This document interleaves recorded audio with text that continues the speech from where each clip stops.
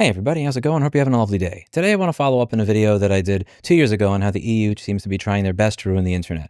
It's something that confuses me a lot as an American because when I look at it, whether or not we always agree on every single issue, the EU seems to at least try to care about protecting things like privacy. With the GDPR, when it comes to consumer rights, you want companies to offer real warranties, not that 3 to 9 month bullshit where the product can die on month 11 and you're screwed. And when a company does something wrong in the EU, you fine them a real amount of money. You don't play that shit of 0.02% of their yearly profit when they have sold data to bail bondsmen and bounty hunters and advertisers.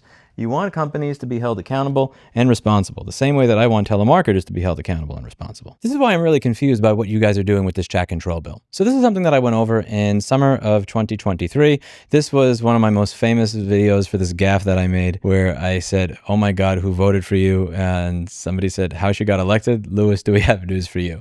We're referring to an EU commissioner that was suggesting that you could sniff encrypted communications. This is from an interview. Mulvad put this on their blog. It's about sniffing. Checking out, you could say. It's not as if you could read the communication. I mean, it's like a police dog being able to smell if there's something there. And Mulvad says it's not possible to sniff end-to-end encrypted communication without looking at the encrypted communication. They want this chat control thing to get pushed through because it's supposed to protect the children. It's supposed to protect against grooming. It's supposed to find CSAM, which is child abuse material. Yeah, let's get rid of privacy altogether. This is in the context of messaging apps. So we're talking about Signal, Facebook Messenger, WhatsApp, stuff like that. They want to make sure that no CSAM, no child abuse material, no sort of grooming is going on. But how do you do that? The way that you do that is by detecting those types of messages. How do you detect those types of messages? Either A, you decrypt them, or B, you read them before they're encrypted. Either way, that completely fucking defeats the purpose of what Signal does. Signal is there so that when I send a message to my friend, the only person who's reading the message is myself and my friend. And maybe a reporter at The Atlantic if you work for the White House, but I'm sorry, I can't help myself. But the whole point of this is privacy. Like, that's the entire point.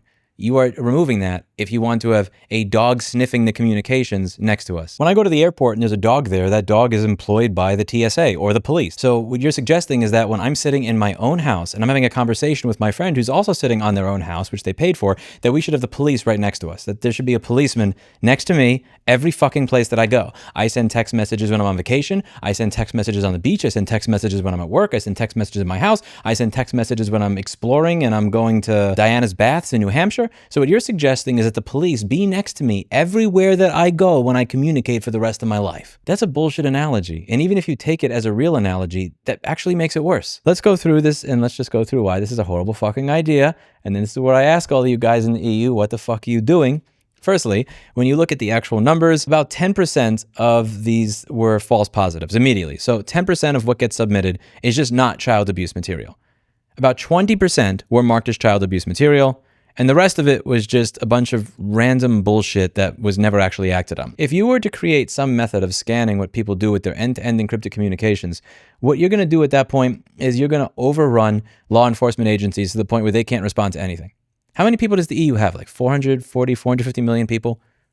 You're going to scan the communications of every single one of these people. One of the ways that they propose doing this is using AI. Suitable technology for recognizing known CSAM or hash values in photo DNA. For new CSAM and grooming, AI is used, similar to the technologies used for recognizing spam and virus content. So you are going to use AI to figure out whether or not something that I sent or a message I sent is that type of material. There's a great post on Reddit that I have to highlight from Risen8. Think about chats like Counter-Strike, like where to put a bomb, or with some OS-related queries. How to kill a child when its parent no longer runs. If you are not a Linux systems administrator, you probably think that that's something nobody should ever say. If you're a Linux systems administrator, that's probably just run-of-the-mill talk for you. I use AI for a lot of different things. A lot of the times it's very useful, but also a lot of the times it gives me really stupid shit.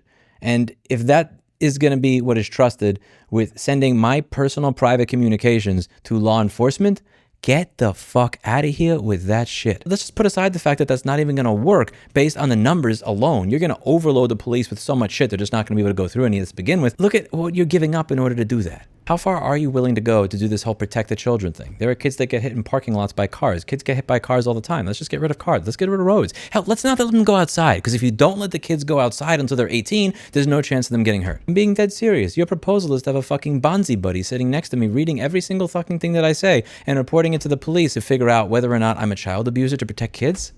That's insane. One of my personal favorites going through this law and its proposals when I read through the actual source text, rules for thee, but not for me. Section 12A or Recital 12A, I forget. They have all these different weird names for shit in the EU. In light of the more limited risk for their use of the purpose of child sexual abuse and for the need to preserve confidential information, including classified information, information covered by professional secrecy and trade secrets, electronic communication services that are not publicly available, such as those used for national security purposes, should be excluded from the scope of this regulation. Accordingly, this regulation should not apply to the interpersonal communication services that are not available to the general public and the use of which is generally restricted to persons involved in the activities of that particular company, organization, body, or authority. The people that govern you are not going to have their personal communication spied on and sent to fucking Bonzi Buddy to figure out if it is abuse. But yours are. All options focused on the objective of ensuring detection, removal, and reporting of previously known and brand new CSAM and grooming by relevant online service providers established in the EU and the third countries insofar as they offer their services in the Union. So why is this important? Well, lots of methods that are used right now are going through databases of known CSAM and saying, okay, does this image, does this video match something that is in a database of stuff that is known to be child abuse material? That's one thing, because it's not looking for the shit that you say. It's looking for a very specific hash of a specific file.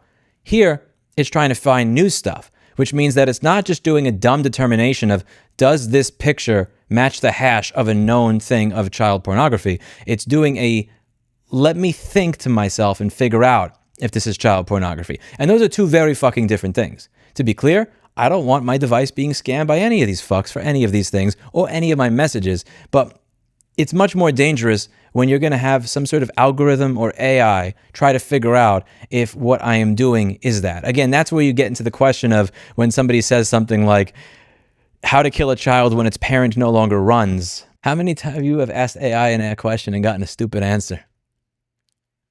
How many of you want to get reported to the police based on that Bonzi Buddy giving you a stupid answer? The thing that makes me sad about this is the fact that this most likely will go through, and there's probably nothing you can do about it. So I had hired somebody a few months ago for a temporary position who's what I would consider a, quote, normie, to do kind of more public relations type of stuff, try to get the issues that I talk about here featured in the normal media. I already have an engaged audience of 2 million people. I'm speaking to the choir, but I wanted to figure out how to speak to others. And this was a communications chain back and forth with this employee at one point in time. I was told that Signal is the sus WhatsApp. Like anyone that doesn't want anyone to know what they're speaking to because they're having sus relations. They use Signal. Very he doesn't have to know types. You know what I mean. So my response was as follows. AT&T has been selling its customers' location data to creditors, bounty hunters, landlords, prison officials, and all sorts of third parties. And then I followed up with all of the documents. AT&T, Sprint, T-Mobile, and Verizon collected user data and sold it to advertisers, bounty hunters, and bail bondsmen. When this came to light during an FCC investigation, AT&T was fined a dollar amount that was 0.02% of their net profit for a year. This is akin to me stealing the text conversations you have with your boyfriend and selling it to Jerry Springer and getting a $20 fine. A response: this is nuts and infuriating. Why is there no rule passed against this? I said there is a rule. That's why they were fined $57 million. That's 0.02% of AT&T's yearly net profit. Horrible. And this comes back to a theme I talk about on my channel all the time, which is we spend so much time beating each other up that we don't spend time focusing on the people who are actually screwing us. The people that are selling our data to bail bondsmen that get bullshit fines for it and continue to do it over and over again. She was very, very aggravated when she sent that message of like, how is this a thing? Well, how is there not a rule against this? And another answer I could have given in that moment is when people like us who are privacy advocates say that's wrong, you say that we're sus. We spend too much time beating each other up rather than focusing on the people who are actually screwing us. And as long as that happens, whether it's in the EU or the US or anywhere else about any topic, we're not going to get real change. If you want your government to install a Bonzi Buddy next to you and a little doggy that follows you every fucking place that you go, like that metalhead episode of Black Mirror, be my guest. But I don't want it to be that way, which is why I try to foster a world where we're not beating the shit out of each other, but rather working together for collective change. Because this is the default thought process for most people.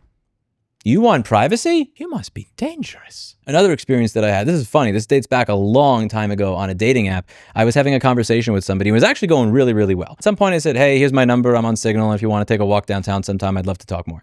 And she sent something back that was like this paragraph long lecture of, okay, so a man wants to speak to me on a highly encrypted messaging app that I have never met and blah, blah, blah. And I'm like, Yes, I don't want AT&T and T-Mobile fucking selling my text message data and my location and everything without my consent. And what I've learned over and over again is that we're the psychos. We're the crazy people. Because I don't want AT&T and Verizon and T-Mobile selling my data to fucking advertisers, bounty hunters, and bail bondsmen, I'm crazy. Because I believe the only person who should be reading my messages are myself and the person I send it to, I'm crazy. I've learned that this is not only a thing in the EU, it is a thing around the world.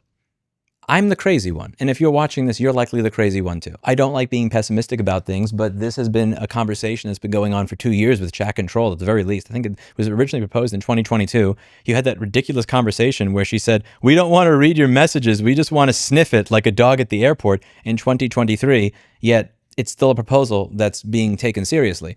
And it's about a month and a half to 2 months away from being enforced. And when you take a look at who's for the proposal and who's against the proposal, you're massively outnumbered.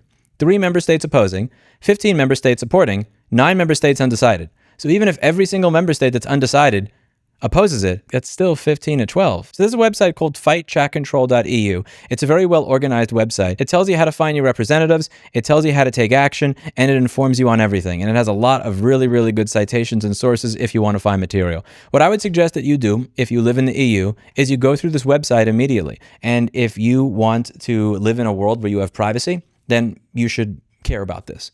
And if you think that I'm being ridiculous, then show me your phone. No, see, I want to see all your messages right now. Because what I did is I responded to my employee here poorly. I also responded to the person on that dating app very poorly. The right thing to say in that instance is give me your phone so I can read your messages. That's the only right way to go about this. Let me look through your phone right now. I want to see your emails. I want to see your messages. I want to see all of your interpersonal communications. Oh, you don't want me seeing them? Are you doing something wrong? That's the only way to get people to understand.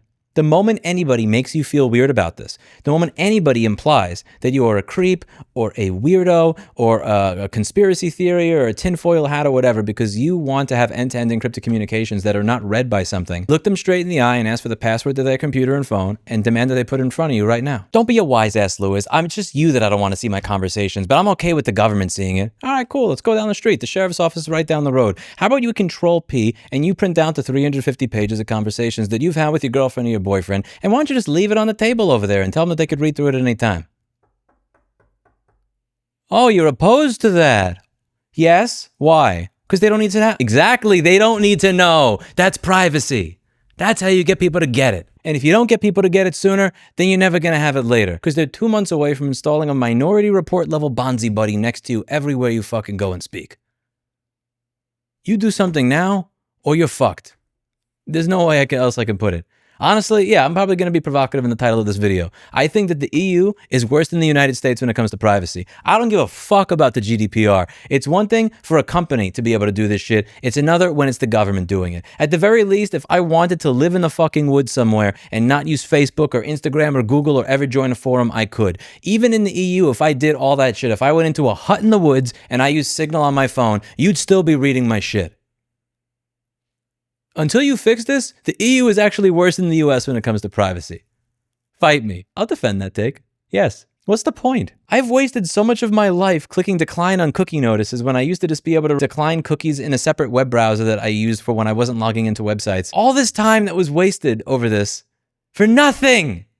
You're worse than the US. That's fucking shameful. You should not be behind the US in consumer rights or privacy ever. Go to that website and figure out what the fuck you need to do. Figure out who your representatives are and raise some hell. And don't do this, Lewis. I don't know. No, fuck that shit. Even in the video I did on turning a profile picture into a Clippy, you have no idea how many emails I got going, Lewis, where do I find the profile picture? Where do I find Clippy? Where do you change it? And it's like, how the fuck do you people even get up in the morning? I swear to Christ, sometimes I think that, no, it's too important. Figure it out. Get together. I'm not in the EU. I don't vote there. I don't live there. I don't work there. I can't help you any more than I am right now. I could bring this issue to your attention, and I could suggest that you bring it to the attention of your neighbors and elected officials. And unelected officials, because apparently they're the ones that make your laws for you. But do something. Because if you don't do something there, this shit's going to spread over here. If our government sees that you got away with it, then we're fucked too. Or it could be the opposite, actually, because a lot of our government looks at what the EU is doing and they're like, EU's stifling standards concerning the internet is what killed tech in Europe. How harmful would it be to winning the race for AI if America goes down the road of the EU? This could actually be a good thing for us. Because if you do this, maybe our government will do the exact opposite to say, look, we're not like the socialist EU. Maybe this could be a good thing. I try to find the positive in things when I feel like I'm hopelessly fucked. Clippy didn't sick a virtual dog on you that followed you everywhere you went, logged your personal communications, and reported them to the police under the guise of wanting to protect the children. Clippy just wanted to help. Clippy protected the children too, while preserving their privacy. That's it for today, and as always, I hope you learned something. I'll see you in the next video. Bye now. We also have the duty not to infringe the IP rights in the process. It is in fact the manufacturers who have the relevant rights, not consumers.